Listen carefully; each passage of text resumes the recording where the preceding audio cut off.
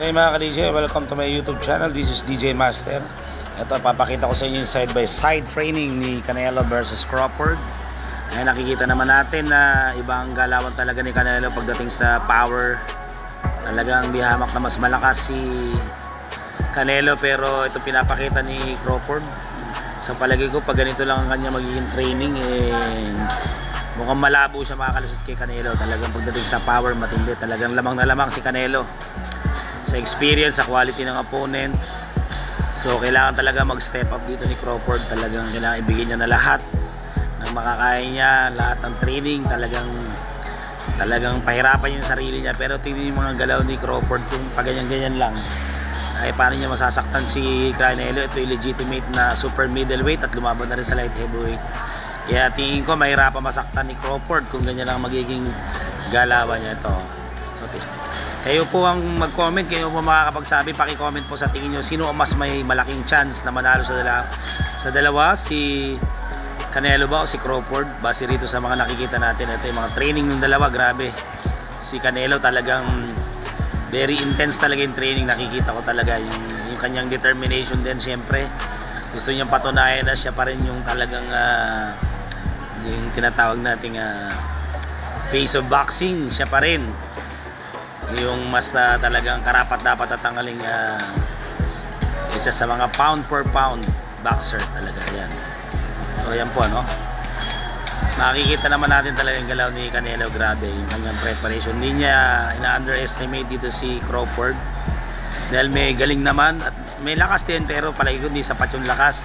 At very stylish siyempre si Crawford, magaling bumasa, pero talagang tingin ko rito kapag ito tinamaan ni Canelo ng matindi, talagang may kalalagyan. Ako, mas dihamak, mas malalaki pa rito pinababagsak ni Canelo.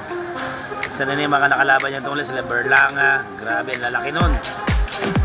Sino pa ba yung huli niyang biktima, grabe, ang lalaki po mga pinababagsak niya ni Canelo.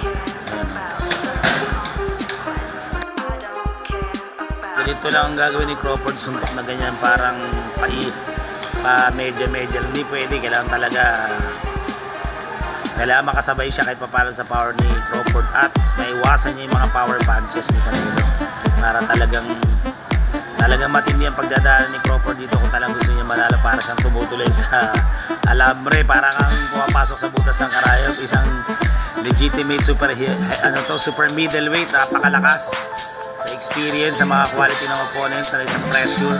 So sa kanyang boxing career, dalawa lang ang nakalusot, yung kay Mayweather na siyempre unanimous lang yun, at mautak talaga si Mayweather pagdating sa ilagang takbuhan. At itong nakatalo nga sa kanya si Dimitri Bivol na light heavyweight. Yun lang, bukod dun wala pang nakakalusot dito. Marami nang pinatulog yan, si Amir Khan na biktima na, Miguel Cotto, siya, Shane Mosley. Grabe po mga ka-DJ yan. Yung galaw ni Crawford, pag ganyan lang ipapakita yun sa laban, palagi ito hindi po pwede talaga. So kailangan niya talagang matinding paghahanda, pagsasanay physically, talagang mentally, kasama na yung emotion ni lahat. Kailangan may ready niya talaga kung talagang gusto niya makalusot. Kailangan ibigay niya lahat, all out dito. Hindi siya pwedeng kumarap dito kay Canelo, dahil isang kurap niya lang dito pag siya tinamaan na matindi.